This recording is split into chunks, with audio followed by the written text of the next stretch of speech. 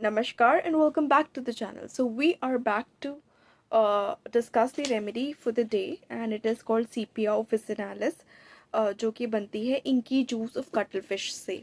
बहुत ही ज़्यादा used remedy है, बहुत ही ज़्यादा पॉपुलर रेमेडी है, लेकिन बहुत ज़्यादा ऐसे सिम्टम्स भी है इस रेमेडी में जो जनरली पता नहीं है। मोस्टली वुमेन के लिए सोची जाती है, मेंस्ट्रुएशन के लिए सोची जाती है, लेकिन इसमें और भी ज़्यादा सिम्टम्स है जिनके लिए आप इसको प्रिस्क्राइब कर सकते हैं। मोरोवर बहुत ज़्यादा पॉलीक्रेस्ट, बहुत ज़्यादा वास्ट रेमेडी है, बहुत ज़्यादा डीप एक्टिंग रेमेडी है, तो प्लीज़ इसे सेल्फ प्रिस्क्राइब बिल्कुल मत कीजिएगा। Go to a homeopathic doctor, get your symptoms discussed and then take your prescription. So आज की रेफरेंस बुक अगेन है Boericke's new manual of homeopathic materia medica with repertory. तो सीपिया ऑफिसिनालिस जो कि inky juice of cuttlefish से बनी हुई है, इसका जो एक्शन है वो पोर्टल सिस्टम पे बहुत ज़्यादा है, जहाँ पे वीनस कंजेशन पेशेंट में मिलता है। तो पोर्टल सिस्टम क्या है? ये एक नेटवर्क ऑफ वेजल्स है that carry blood through a series of capillaries connecting one capillary system to another. Venous congestion क्या है? एक कंडीशन है where high venous pressures cause fluid to move from the vascular bed to extravascular space leading to organ dysfunction and edema। यानी blood vessels पे जहाँ पे blood flow करना चाहिए, लिम्फेटिक वेसल्स जहाँ पे सॉरी हाँ, खाली वीनस कंजेशन है तो ब्लड वेसल्स जहाँ पे ब्लड फ्लो करना चाहिए उनसे फ्लूइड बाहर निकल के ऐसे एरिया में आ रहा है जहाँ पे फ्लूइड नहीं होना चाहिए उस मात्रा में, और इडीमा और स्वेलिंग कॉज कर रहा है। स्टासिस की कंडीशन में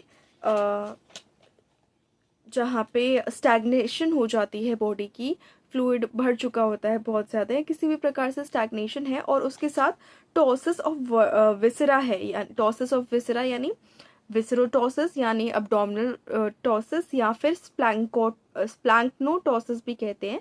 ये एक ऐसी कंडीशन है where in the abdominal organs fall और drop below their normal position. Any और ऑल ऑर्गन्स कैन फॉल और ड्रॉप। क्रॉनिक पेन रह सकता है, ब्लोटिंग, कॉन्स्टिपेशन या डायरिया, नोजिया, अर्ली सेटाइटी, जल्दी भूख मर जाएगी, ख़त्म हो जाएगी, loss of appetite, nervous dyspepsia, headache, vertigo, emaciation, दुबलापन रह सकता है अगर ऑर्गन्स नीचे आ जाएंगे। बियरिंग टॉसिस ऑफ विसरा के साथ साथ फिर वियरीनेस है, यानी बहुत ज़्यादा टायर्डनेस है, फिटीक, थकान, माइजरी है पेशेंट को, यानी ग्रेट अनहैप्पीनेस और सफरिंग है।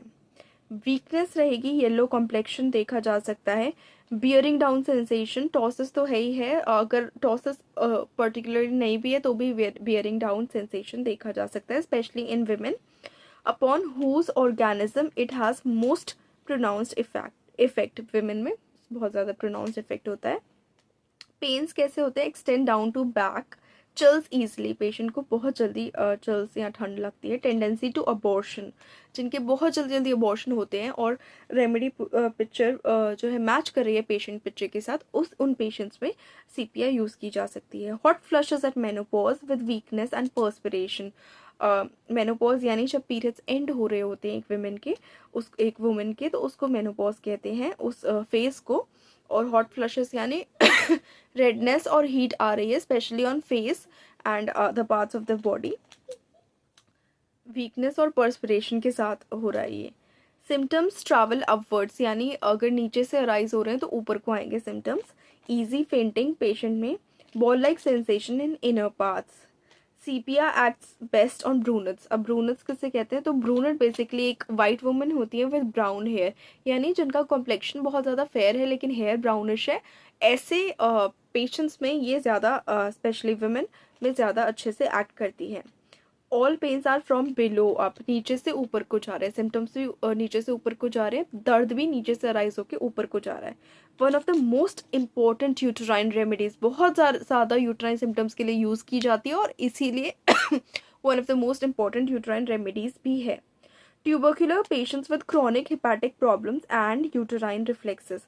अब ये यहाँ पे जो ट्यूबरक्यूलर पेशेंट्स दिया हुआ है, ट्यूबरक्यूलोसिस हो भी सकती है पेशेंट में, वरना हो सकता है ट्यूबरक्यूलर अपीयरेंस हो या जो उसके थिन हो, फीवरिश रहता हो, टायर्डनेस रहती हो, नाइट स्वेट्स हो, ऐसी कंडीशन में भी वो ट्यूबरक्यूलर पेशेंट हो सकता है। And with chronic hepatic problems, liver की बहुत ज़्यादा प्रॉब्लम्स रहेंगी। Uterine reflexes, common uterine reflexes जो ज़्यादातर डिलीवरी के वक्त देखने को मिलते हैं, तो उस समय पे ये रेमेडी यूज़ की जा सकती है।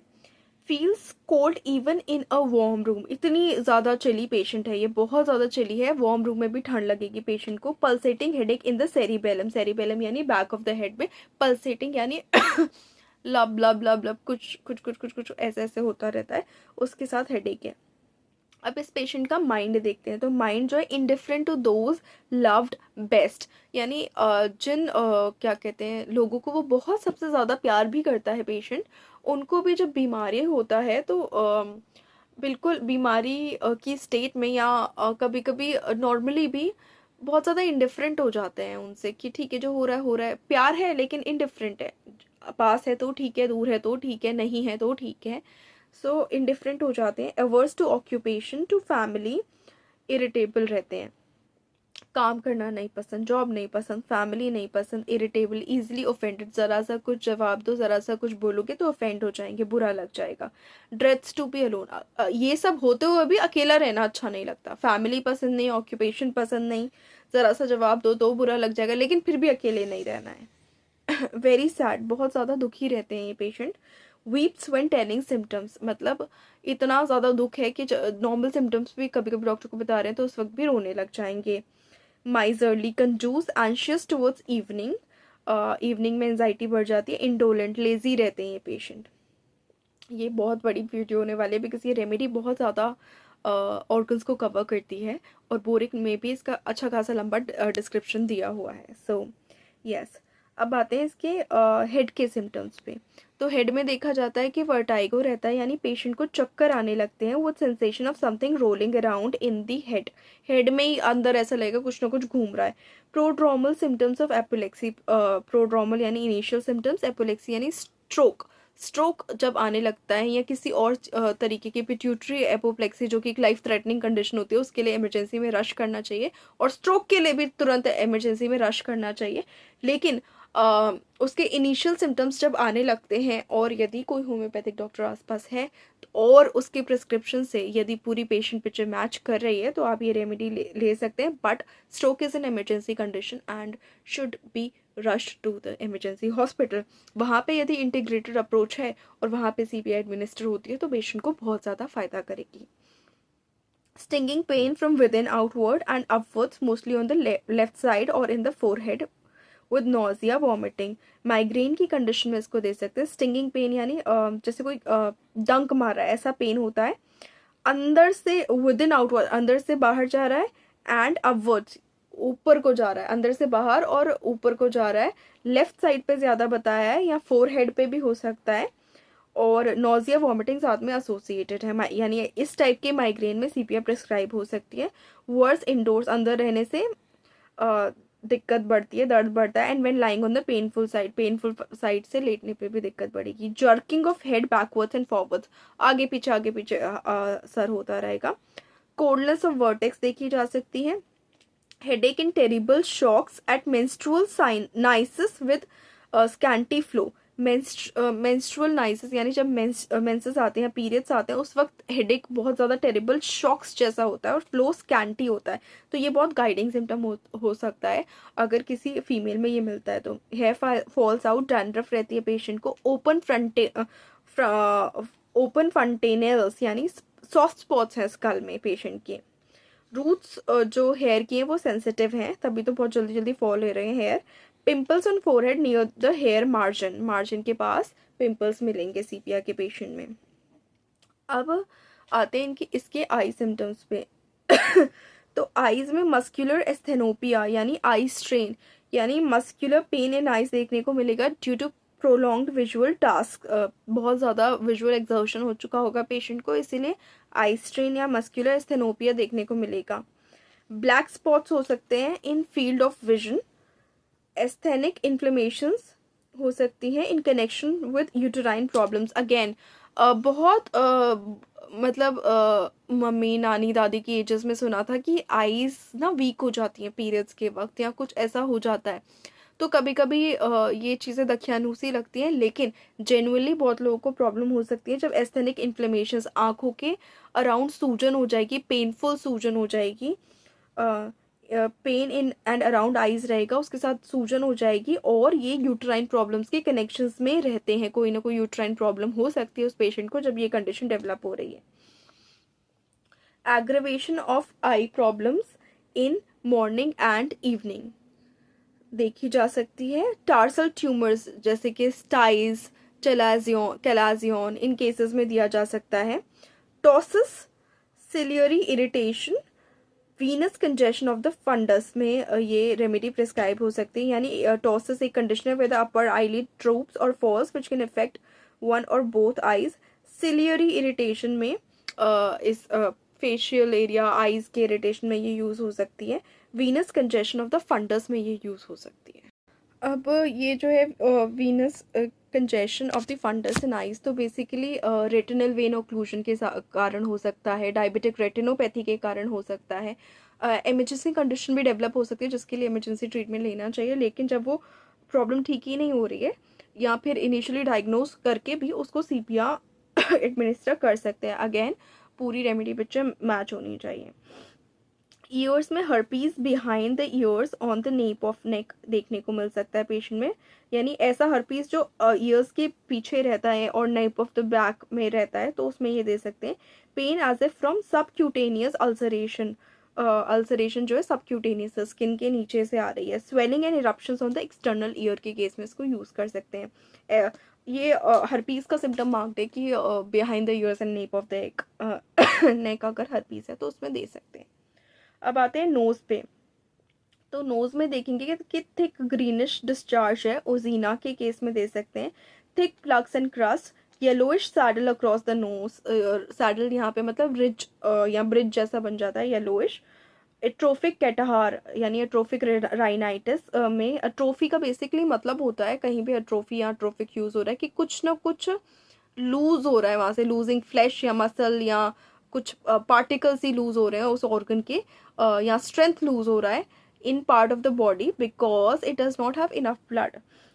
तो एट्रोफिक कैटार यानी कुछ ना कुछ लूज हो रहा है नोज रीजन से, नेजल पैसेज से, with greenish crust from interior nose and pain at the root of the nose. Interior nose से ग्रीनिश क्रस्ट निकल सकते हैं, ग्रीनिश क्रस्ट वहाँ पे हो सकते हैं। Chronic nasal catarrh mucus condition जो क्रॉनिक बन चुकी है, especially post nasal dropping of heavy lumpy discharges. Post nasal dropping heavy lumpy discharges, और इतने हेवी होते हैं कि must be hawked through the mouth, मतलब खांस खांस के बाहर निकालना पड़ता है, इतने हेवी और स्टक महसूस करते हैं ये, ऐसी और डिस्चार्जेस लंपी हो सकते हैं CPR के पेशेंट में। अब आते हैं फेस पे। तो फेस पे येलो ब्लॉचेस यानी ब्लॉच का बेसिकली मतलब है टेम्परेरी मार्क और या फिर an area of different colour on the skin. ये प्लांट्स में भी, मटेरियल पे भी या ह्यूमंस में भी यूज हो सकता है। तो डिफरेंट कलर के एरियाज हो जाते हैं फेस पे।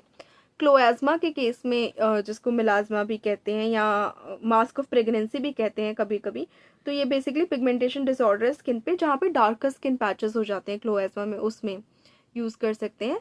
फेस पेल है, सैलो है, yellow around the mouth, yellowish face around the mouth देखने को मिल सकता है। रोजेसी यानी रेड रैश जैसे skin specially on nose and cheeks देखने को मिल सकती है। Saddle like brownish distribution on nose and cheeks ये देखने को मिल सकता है फेस पे। यानी पैचेस होंगे डिफरेंट डिफरेंट कलर्स के, येलो हो सकते हैं, रेड हो सकते हैं, ब्रिज हो सकता है, नेजल ब्रिज, येलोइश ब्राउन या ब्राउनिश पैचेस हो सकते हैं। तो CPR के पेशेंट का फेस ध्यान से ऑब्जर्व या किसी भी पेशेंट का फेस ध्यान से ऑब्जर्व करना चाहिए, और अगर थोड़ा सा डिफरेंट लगता है, थोड़ा सा डिस्कलरेशन लगता है फेस पे, तो ये रेमेडी देख सकते हैं अगर मैच कर रहे हैं सिम्टम्स तो। फिर आते हैं माउथ पे। तो माउथ कैसा है पेशेंट में? टंग जो है वाइट, टेस्ट सॉल्टी हो सकता है कि नमकीन जैसा लगता है पेशेंट को, ऐसा बोल सकता है। प्यूट्रिड, स्मेलिंग बैड, पेशेंट से दुर्गंध आ सकती है बहुत ज़्यादा। टंग फाउल, अगेन बहुत ज़्यादा बदबू हो सकती है, बट क्लियर्स ड्यूरिंग मेंसेस, सिर्फ मेंसेस के वक्त जो है बदबू नहीं आएगी टंग से, अदरवाइज बहुत ज़्यादा बदबू आ सकती है। Swelling and cracking of lower lip, अब ये थोड़ा सा पिक्यूलियर है कि अपर लिप तो ठीक है लेकिन लोअर लिप का स्वेलिंग और क्रैकिंग देखने को मिल रहा है। Pen in teeth from 6 PM till midnight, शाम को शुरू हो रहा है 6 बजे से और मिडनाइट तक रह रहा है। वर्सन लाइंग, अब ये जो सिम्टम्स हो गए हैं ना कभी कभी पेशेंट बता भी देता है, कभी कभी आपको इंक्वायर भी करने पड़ते हैं कि कब बढ़ रहा है, कोई टाइम तो नहीं है बढ़ रहा है, कभी कभी स्पेसिफिक क्वेश्चंस भी पूछने पड़ते हैं, बिकॉज इतने यूज्ड टू नहीं होते जनरल एग्जामिनेशन में कि बस दर्द है इतना बता देते हैं और फिर वो हो जाता है जो ट्रीटमेंट होता है उनका डेंटिस्ट के पास, क्योंकि वहाँ की वो मतलब सिस्टम इसी तरीके से चला आ रहा है। एग्रेवेशन एम्यूलरेशन डेफिनेटली वो लोग भी पूछते हैं, बट कितना स्पेसिफिक होना चाहिए हमें अपनी दवाई प्रिस्क्रिप्शन के लिए वो हमें पता होना चाहिए। अब आते हैं स्टमक पे, सॉरी हाँ, तो pain in teeth from 6 PM till midnight, worse on lying, लेटने से बढ़ रहा है। अब आते हैं फिर स्टमक पे, feeling of goneness not relieved by eating, sinking feeling हो सकती है स्टमक में, खाने से आराम नहीं मिलता। ये इस सिम्टम को कंपेयर किया गया है कार्बो एनिमैलिस से, तो इसीलिए सेल्फ प्रिस्क्रिप्शन नहीं करना है, और रेमेडी जब प्रिस्क्राइब भी करनी है एज अ डॉक्टर तो बहुत सारे सिमिलर सिम्टम्स बहुत सारी रेमेडीज़ में है, पूरी रेमेडी पिक्चर को पेशेंट पिक्चर से मैच करके प्रिस्क्राइब करना है। नोजिया एट स्मेल और sight of food, nausea worse on lying, tobacco dyspepsia यानी कोई भी टोबैको प्रोडक्ट है, स्मोकिंग है, किसी के खाने से स्मोक करने से उसको इंडाइजेशन हो रहा है। Everything taste too salty, tongue salty थी, हर पेशेंट को हर चीज़ जो है बहुत लगेगा, बहुत नमक है इसमें, नॉर्मली दूसरा खा रहा होगा लेकिन उसको नम ज़्यादा लगेगा उसमें। अब ये सिम्टम भी अगेन कार्बोवेज और चाइना से कंपेयर किया गया है। Band of pain around 4 inches wide encircling the hypochondria, अब ये अपर एब्डोमेन के रीजन में ऊपर को चार चार यहाँ ऐसे सर्कल में जो है दर्द हो सकता है। Nausea in the morning before eating, खाने से पहले नोजिया यानी वॉमिटिंग की sensation, disposition to vomit after eating, खाने से पहले नोजिया की सेंसेशन है मॉर्निंग में, अगर खाना खा लिया खाने के बाद वॉमिटिंग होने की संभावना बहुत ज़्यादा है। नोजिया मतलब वॉमिटिंग जैसा लग रहा है पर हो नहीं रही है। Burning in the pit of stomach, again ulcer का केस भी हो सकता है, ये तो हो सकता है पेशेंट को अल्सर हो तो उस केस में भी यूज़ कर सकते हैं। Longing for vinegars acids and pickles, बहुत स्ट्रॉन्ग डिज़ायर रहती है विनेगर एसिड्स एंड पिकल्स के। Worse after milk specially when boiled milk के बाद पेशेंट जो है ज़्यादा तकलीफ बढ़ जाती है, मिल्क के बाद तकलीफ बढ़ रही है स्पेशली बॉइल्ड मिल्क के बाद। एसिड डिस्पेप्सिया, एसिडिक टेंडेंसी है स्टमक की, उसकी वजह से इंडाइजेशन है, वो द ब्लोटेड एब्डोमेन, क्योंकि गैस होगी तो ब्लोटेडनेस होगी, सारे इरेक्टेशन, खट्टी डकारे, कुछ नहीं पच रहा पेशेंट को इसीलिए खट्टी डकारे हो रही हैं। लोड्स फैट, इंटेंस डिसलाइक है फैट के लिए क्योंकि ऑलरेडी कुछ पच नहीं रहा, बहुत ज़्यादा ओवरफुल सेंसेशन है, तो फैट तो वैसे ही नहीं पसंद होगा। अब आते हैं एब्डोमेन पे, फ्लैटुलेंट रहता है विद हेडेक, गैशियस है पेशेंट क्योंकि कुछ डाइजेस्ट नहीं हो रहा है तो उसके साथ हेडेक भी है। लिवर सोर एंड पेनफुल, जॉन्डिस के केस में यूज़ कर सकते हैं, relieved by lying on the right side, liver की कंप्लेंट्स बेटर हो रही है राइट साइड पे लाई करने के। Many brown spots on the abdomen, liver spots जिनको कहते हैं, एब्डोमिनल एग्जामिनेशन के वक्त सीपिया के पेशेंट में ब्राउन स्पॉट्स देखने को मिल सकते हैं। Sensation of relaxation and bearing down in the abdomen, शुरू में रेमेडी के इंट्रोडक्शन में हमने पढ़ा था कि एब्डोमिनल टॉसिस हो सकता है, टॉसिस ऑफ विसेरा हो सकता है, तो यस बियरिंग डाउन हो सकता है, ऑर्गन्स ही नीचे को आ गए या सेंसेशन भी हो सकती है एब्डोमेन में। नेक्स्ट आते हैं रेक्टम पे, ब्लीडिंग है with stools and fullness of the rectum, constipation है, लार्ज हार्ड स्टूल्स है, sensation of a ball in rectum, के नॉट स्ट्रेन, बहुत ज़्यादा फिजिकल एफर्ट नहीं लगा सकते हैं। ग्रेट टेनेस्मस, अर्ज होगी कि स्टूल पास होगा स्टूल पास होगा स्टूल पास होगा लेकिन होता नहीं है, ऐसा भी हो सकता है। एंड पेन्स शूटिंग अपवर्ड्स, सारे पेन्स ऊपर को जा रहे हैं इसमें, या तो विद इन आउटवर्ड्स जा रहे हैं या ऊपर आ रहे हैं, अंदर से बाहर को या ऊपर को जा रहे हैं। Dark brown round balls glued together with mucus, इतने हार्ड स्टूल्स हैं। सॉफ्ट स्टूल अगर होंगे भी तो भी वो भी डिफ़िकल्ट होंगे, अगर सॉफ्ट स्टूल्स पेशेंट में होते भी हैं तो भी वो डिफ़िकल्ट होंगे ही होंगे, तभी मतलब कॉन्स्टिपेशन और बाकी जो रेक्टल प्रॉब्लम्स डेवलप हो रही हैं वो। प्रोलैप्सिस एना, इतना कॉन्स्टिपेशन रहेगा तो डेफिनेटली जो रेक्टम का प्रोलैप्स होने का संभावना बढ़ जाती है, rectum slips down into the anal canal और बाहर भी आ सकता है। अब ये सिम्टम पोडोफाइलम से कंपेयर किया गया। अगेन जब भी रेक्टल प्रोलैप्स के लिए कोई रेमेडी प्रेस्क्राइब कर रहे हैं तो कंपैरिजन ज़रूर करना चाहिए, पेशेंट का कौन सी रेमेडी के साथ पूरा पिक्चर मैच कर रहा है वो रेमेडी प्रेस्क्राइब करनी चाहिए। Almost constant oozing from anus, tenesmus है ही है पेशेंट में, लेकिन स्टूल प्रॉपरली पास नहीं हो रहा, लेकिन थोड़ा थोड़ा थोड़ा थोड़ा ऊज करता रहता है। उसके बाद इन्फेंटाइल डायरिया में जब वो वर्स हो जाता है from boiled milk and rapid exhaustion. अब ये थोड़ा सा ध्यान देने वाला इन्फेंट्स में ये है कि जब बच्चा शिफ्ट होता है मदर्स मिल्क से नॉर्मल मिल्क पे, या शुरू से भी उसको मिल्क दिया जा रहा है, तो कभी कभी बहुत बार सूट नहीं करता, स्पेशली शिफ्टिंग के बाद जब बॉइल्ड मिल्क दिया जाता है तो वो सूट नहीं करता। यहाँ पे बहुत ज़्यादा एग्जॉशन हो जाए इन्फेंट को, तो डायरिया होने की संभावना होती है बॉइल्ड मिल्क और एग्जॉशन के बाद। उस केस में सीपीआर प्रिस्क्राइब हो सकती है। Again pains shoot up in rectum in vagina, ऊपर को जा रहे हैं वेजाइना में भी, रेक्टम में नीचे से ऊपर एंड अंदर से बाहर, इसकी सारी कंप्लेंट्स जो हैं पेन्स स्पेशली ऐसे ही आ रहे हैं। अब आते हैं इसके यूरिनरी सिस्टम पे। तो यूरिनरी सिम्टम्स जो है, रेड यूरिन हो सकती है, एडहेसिव यानी कुछ ऐसा हो सकता है जो उसमें स्टिकी हो, सैंड एंड यूरिन देखने को मिल सकती है, यानी हिमैट्यूरिया के केस में इसे यूज़ कर सकते हैं, जहाँ पे छोटे छोटे छोटे छोटे क्लॉथ्स भी देखने को मिल सकते हैं। और क्लॉथ्स इसमें लिखा नहीं है, I am telling it because कुछ स्टिक टुगेदर हो रहा है, या क्लॉथ्स होंगे या कुछ भी उसमें अंदर से कोई भी लाइनिंग इरोड होके आ रही होगी, तो सैंड इन यूरिन उस प्रकार से देखने को मिल सकता है। एन्यूरेसिस यानी बेड वेटिंग की कंडीशन में कब है, ड्यूरिंग फर्स्ट स्लीप, जब इनिशियली सोया है पेशेंट तब उसको बेड वेटिंग की प्रॉब्लम है। Chronic cystitis inflammation of bladder है इसमें, जो क्रॉनिकली है क्योंकि रिपीटेड इन्फेक्शन हो रहे हैं पेशेंट में। Slow micturition with bearing down sensation above the pubes, pubes क्या है, जो either of a pair of bones forming the two sides of pelvis, तो बियरिंग डाउन सेंसेशन है अबव द प्यूबस, और यूरिन पैसेज बहुत slow है। Males में आते हैं फिर, मेल्स में ऑर्गन्स कोल्ड रहते हैं, ऑफेंसिव पर्सपिरेशन बदबूदार पसीना, ग्लीट यानी इन्फ्लेमेशन ऑफ यूरेथ्रा हो जाता है। यूरेथ्रा इज जो यूरिन बाहर लेके आ रहा है ब्लैडर से, तो इन्फ्लेमेशन ऑफ यूरेथ्रा हो जाता है with slight discharge of thin pus and mucus, gleet के केस में। Discharge from urethra only at night, जब स्पेसिफिक डिस्चार्ज नाइट में ही है तो इसे कंसिडर कर सकते हैं, लेकिन इसमें पेन नहीं है, नो पेन, इस डिस्चार्ज में कोई पेन नहीं है। Condylomata surrounds the head of penis, condylomata genital wart penis के अराउंड प्रेजेंट है।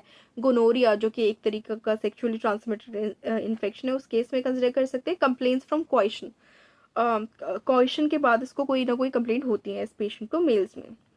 फीमेल में आते हैं, फीमेल में पेल्विक ऑर्गन्स रिलैक्स्ड है, bearing down sensation as if everything would escape through the vulva, और ये symptom bearing down sensation vulva से सब एस्केप कर जाएगा। कंपेयर किया गया belladonna, creosote, lac caninum, lilium tig, natrum carb, podophyllum. तो इस सिम्टम पे तो बहुत ज़्यादा आपको कंपेयर करनी है रेमेडीज प्रिस्क्राइब करने से पहले कि पेशेंट पिक्चर पूरी मैच होनी चाहिए। इतनी बियरिंग डाउन सेंसेशन है सीपिया में कि it must cross limbs to prevent protrusion और प्रेस अगेंस्ट वल्वा, उसको लगता है अभी बाहर लग जाएंगे, तो मोस्टली हो सकता है क्रॉस लेग पेशेंट फीमेल बैठी हो। ल्यूकोरिया कैसा होगा, yellow greenish with much itching, infection हो सकता है इस पेशेंट में। Menses too late and scanty रहेंगे, इरेग्युलर रहेंगे, या फिर अर्ली एंड प्रोफ्यूज रहेंगे। अगर लेट होंगे तो स्कैंटी, इरेग्युलर भी है सकते, कभी लेट हो रहे कभी जल्दी आ रहे, और अर्ली रहेंगे तो अर्ली एंड प्रोफ्यूज रहेंगे। शार्प क्लचिंग पेन्स, मतलब बहुत टाइटली होल्ड करना पड़ता है एब्डोमिनल एरिया को या पेल्विक एरिया को, इतने ज़्यादा पेन्स होंगे, या पेन्स उनको इतना टाइटली होल्ड कर रहे हैं उस एरिया को। Violent stitches upward in vagina from the uterus to the umbilicus.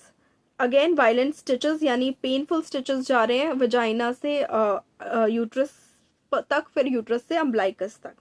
Prolapse of uterus and vagina के केस में कंसिडर कर सकते हैं, पूरे सिम्टम्स मैच हो तब। मॉर्निंग सिकनेस इस पेशेंट में देखी जाती है, vagina painful specially during coition, dyspareunia के केस में इसको यूज़ कर सकते हैं। फीमेल्स में भी क्वेश्चन पेनफुल है, मेल्स में भी कंप्लेंट्स फ्रॉम क्वेश्चन है। मेल्स में ये क्वेश्चन भले ही पेनफुल ना हो, लेकिन उसकी वजह से कंप्लेंट्स तो हो ही रही हैं। फीमेल्स में वेजाइना में पेन है ड्यूरिंग क्वेश्चन। अब आते हैं इसके रेस्पिरेटरी सिम्टम पे। तो ड्राई फेटिगिंग कफ, ड्राइनेस है साथ में टायर्डनेस कॉज करता है, apparently coming from the stomach, मतलब यहाँ से स्टमक से जोर लगेगा, इतनी दर्दनाक और तेज खांसी होगी। Taste of rotten eggs when coughing, rotten eggs, जिसने एग्स खाए होंगे खराब, उसको पता होगा उसका टेस्ट क्या होता है, तो खांसते वक्त वैसा टेस्ट आएगा पेशेंट को। Operation of chest, again chest दबी हुई महसूस होगी, कब? मॉर्निंग एंड इवनिंग, सुबह और शाम को। डिस्निया, सांस लेने में तकलीफ है, वर्स आफ्टर स्लीप, सोने के बाद। बेटर कब होती है? रैपिड मोशन, जल्दी जल्दी चलेंगे या जल्दी जल्दी कुछ बात कर रहे हैं या जल्दी जल्दी कुछ भी कर रहे हैं, कोई भी इस तरीके का जल्दी जल्दी वाला मोशन है तो उसमें सांस लेना ठीक है, लेकिन जैसे ही सोने के बाद सांस लेने में दिक्कत। Cough in the morning with profuse expectoration, tasting salty, वैसे भी पेशेंट को सॉल्टी महसूस होता है, लेकिन जब कफ मॉर्निंग में होता है और प्रोफ्यूज एक्सपेक्टोरेशन के साथ होता है तो वो एक्सपेक्टोरेशन भी सॉल्टी होती है। अब ये पूरा सिम्टम जो है cough in the morning with profuse expectoration tasting salty compare किया गया है फॉस्फोरस में के साथ और एम्ब्राग्रेसिया के साथ। तो यदि कफ भी है तो काफ़ी रेमेडीज कंपेयर करके ही आप देंगे दवाई।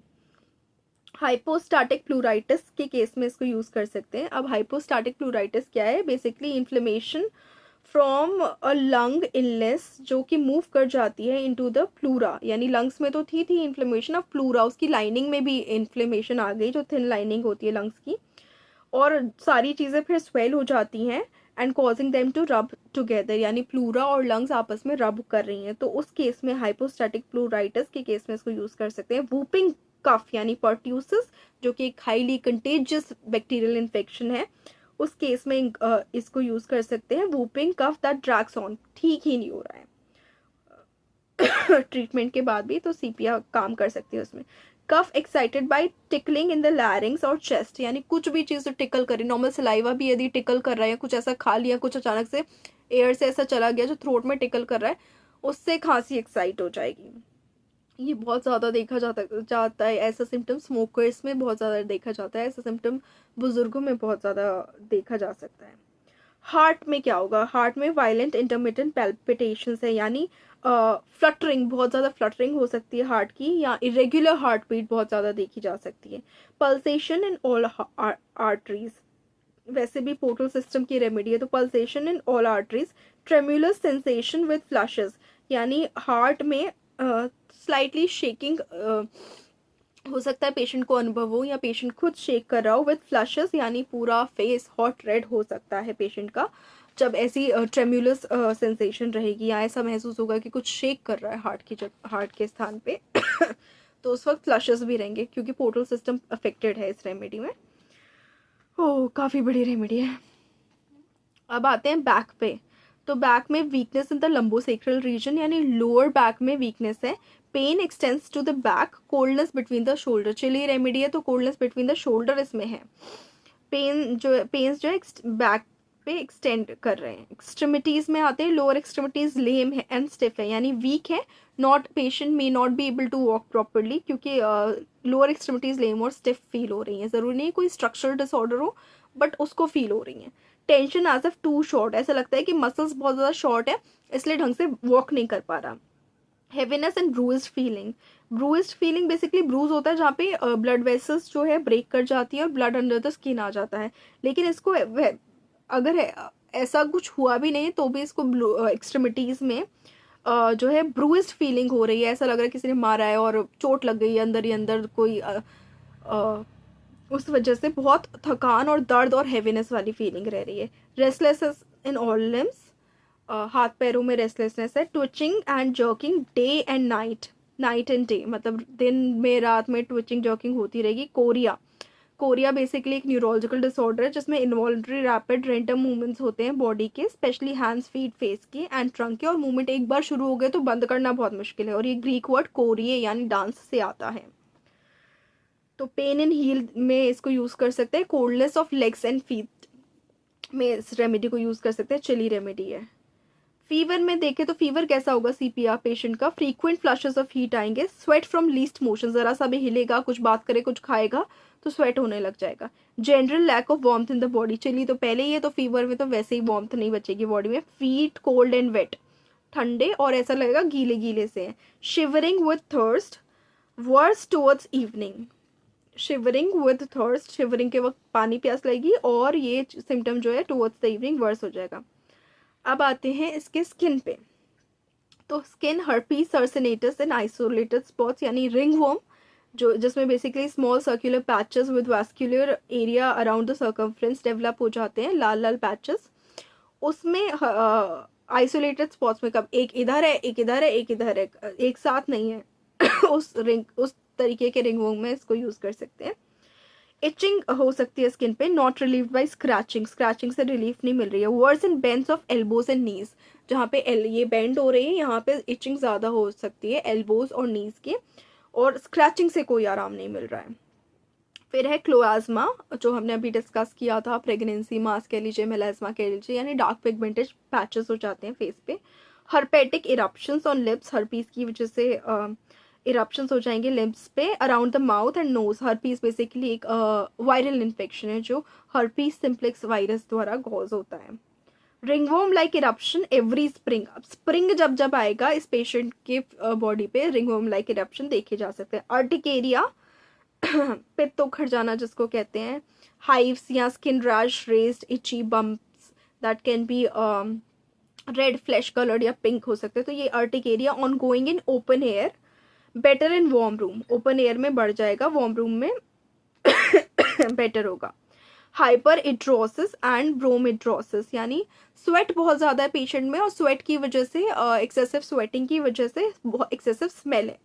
फुट स्वेट है, worse on toes, intolerable odour रहेगी इसकी फुट स्वेट की। Lentigo in young women, lentigo क्या होता है, एक small flat pigmented spot on the skin that is surrounded by normal looking skin. तो यंग विमेन में कोई भी स्पॉट देखने को मिल सकता है स्किन पे। Ichthyosis with offensive odour of the skin, ये थोड़ा सा गाइडिंग सिम्टम है। A group of skin disorders that cause dry thickened scaly skin that can appear red and rough. Ichthyosis में रेड रफ स्पॉट्स हो जाएंगे, dry skin में specially thicken dry spots हो जाएंगे, थिकन स्केली स्किन, ड्राई भी हो सकती है और वैसी भी हो सकती है बिना, मतलब नॉर्मल भी हो सकती है। पर एक थायोसिस में जो स्पॉट्स होंगे वो ड्राई रेड होंगे और ऐसा लगेगा स्किन बाहर को आ रही है, स्केली हो रही है और ओडर ऑफेंसिव रहेगा। अब आते हैं इसकी मोडालिटीज़ पे। तो मोडालिटीज़ जो है, वर्स होता है फोरनून्स एंड इवनिंग्स।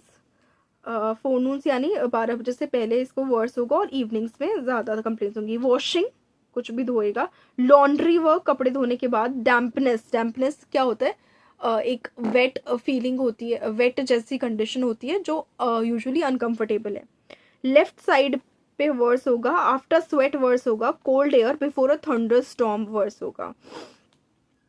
बहुत पेशेंट्स को ना थंडर स्टॉर्म से पहले दर्द बढ़ जाता है और पता नहीं होता स्टॉर्म आने वाला है, ऐसा कुछ थंडर स्टॉर्म होने वाला है, लेकिन अचानक उनका दर्द बढ़ जाता है और कुछ समय बाद देखेंगे 1 घंटे 2 घंटे बाद तो एक थंडर स्टॉर्म देखने को मिलता है। और ये बहुत रियल केस है, मैं ये जो आपको बता रही हूँ।